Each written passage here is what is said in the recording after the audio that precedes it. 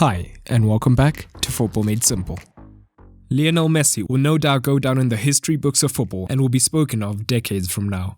But one narrative that may stay with the story of his career is the sense that there have always been two Lionel Messis. That on one hand, you have Messi in the red and blue of Barcelona, who conquered the game and pushed the limits of the game time and again. And on the other hand, you have Messi in the blue and white stripes of Argentina, who toiled and failed to return his country to the glory days. Are either of these sentiments true? Well, in this video we take a look at the two Lionel Messis. Just before that, if you're new around here, I'd appreciate it if you considered subscribing so you don't miss out on new football content throughout the summer. And if you enjoyed the video, a like would be great. Now, let's get into it.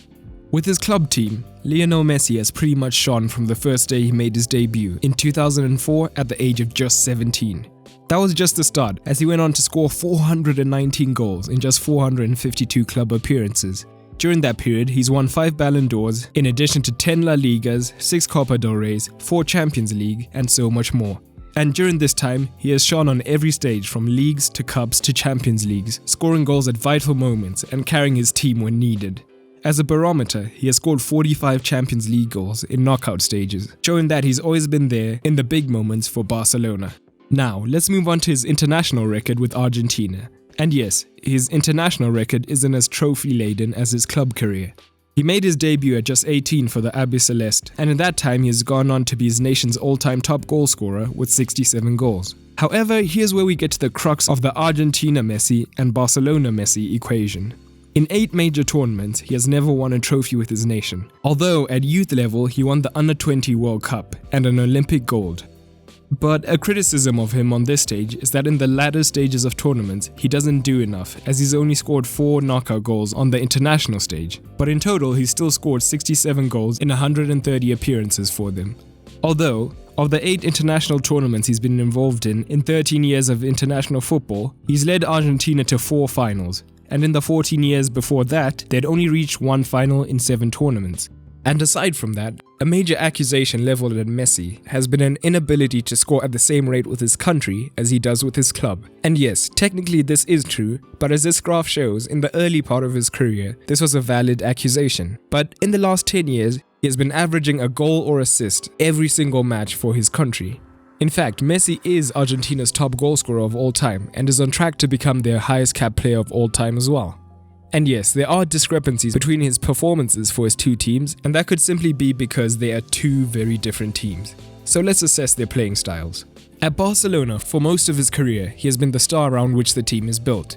Throughout his Barcelona career, Messi has been surrounded by world-class players in almost every position, meaning that although yes, a lot was expected out of Messi, there have been different solutions for Barcelona to use when Messi couldn't provide one.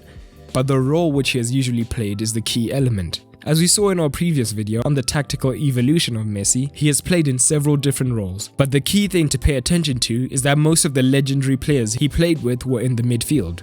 Of course, the main suspects here being Busquets, Xavi and Iniesta.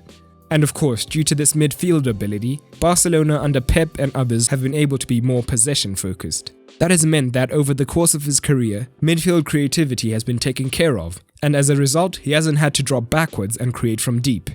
What this has meant is that he could stay higher up the pitch, and as a result, he has been more of a goal scorer, spending most of his time in the final third. And yes, even in this role, Messi is still able to cut in and create for others, but the bottom line is, in this role, by being closer to the goal, whether playing on the right or in the center, he can score and assist more often.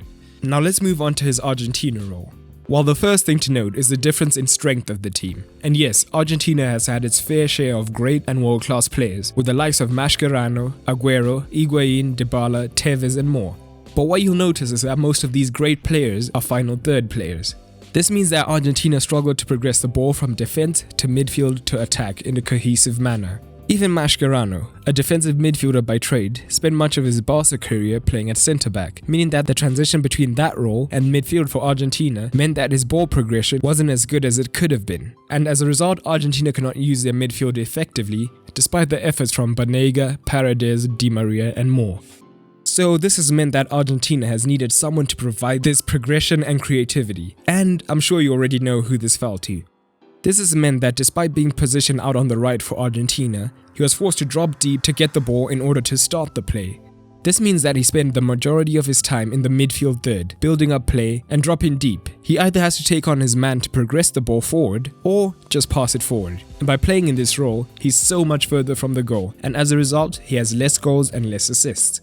In addition, the playing style of the team is very different. Argentina acknowledges that they can't use the Barcelona possession method to slowly move up the pitch, as they don't have the midfield players to accomplish this. Argentina therefore use quick breaks to hit on the counter-attack, with Messi usually providing the killer pass, again meaning that he's further from goal. So these factors may contribute to Messi's perceived lower performances. However, what's clear is that Messi is as important for Argentina as he is for Barcelona, but just in a different capacity. However, I'm sure Barcelona fans will note that in the last few years, the role Messi plays with Argentina is beginning to sound a lot like what he does for Barcelona. As the Barcelona midfield talent has deteriorated, Messi has had to drop deeper in order to create for the team, while still bearing the burden of having to score as well. Another key difference is the level of manager that has managed the two teams. With Barcelona, during his 16-year career, Messi has had 6 managers, and the quality of manager has been higher, with the legendary manager in Guardiola combined with solid managers such as Rijkaard, Villanova and Enrique, who all won multiple titles with the club.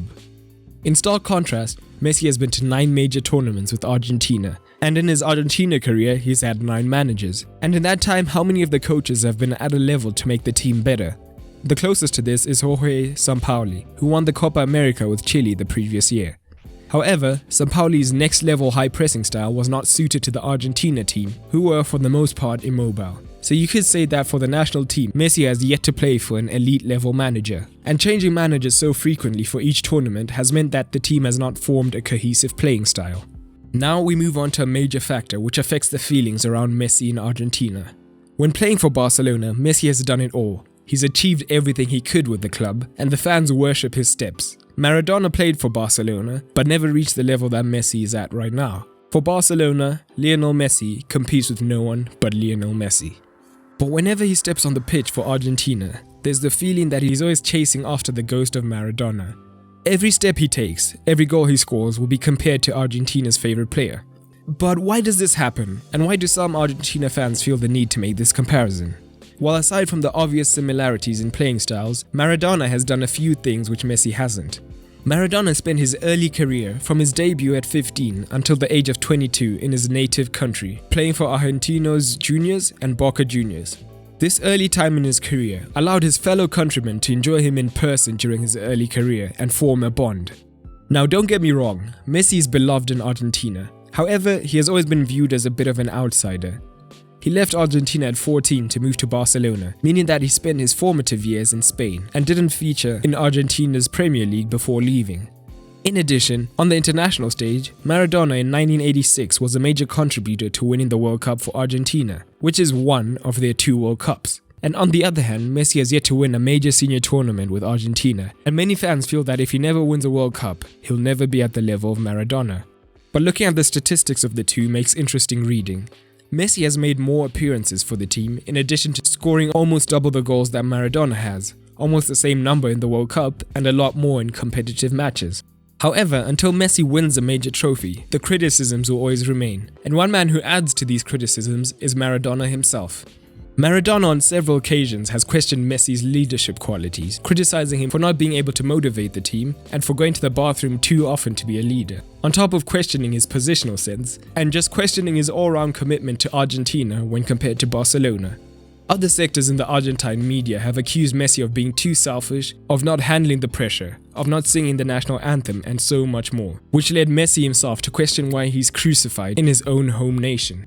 All of this adds to the burden that Messi feels when playing for Argentina. When Messi plays for the national team, there is always the sense that he carries the weight of a nation, the weight of a media who's ready to leap at his throat whenever the slightest mistakes happen. And to make matters worse, where Barcelona have run as a well-oiled machine lately, the AFA is nowhere near the same level of professionalism. In the past, Messi has had to bail out the AFA when they couldn't afford to pay the security guards. And in the past, he's also complained about their inability to efficiently organize the team's transport, which are just a couple of examples of the spats he's had with the AFA. All of these factors led Messi to retire from the national team in 2016, before unretiring, but having to take another break from the team in 2018 as well. So are all of the criticisms of Messi on the international stage unfounded? Well, in the past he's been accused of overruling the manager's power. And in 2018 at the World Cup, Sampaoli allegedly had to defer to Messi before making a substitution against Nigeria. And the senior players for the team went straight to the AFA to discuss Sampaoli's tactics after they were unhappy with him switching to a back three. And in his 8 international tournaments, he's only scored 4 goals in the knockout stages, and he missed a crucial penalty in the final of the Copa America. But a deeper look into his performances reveals a lot more. In the last 4 major tournaments, Messi has been involved in around half the team's goals, and you begin to realize that his teammates often let him down. In fact, in the last 3 international tournaments, he's always finished as the team's top goal contributor, which shows his importance to them.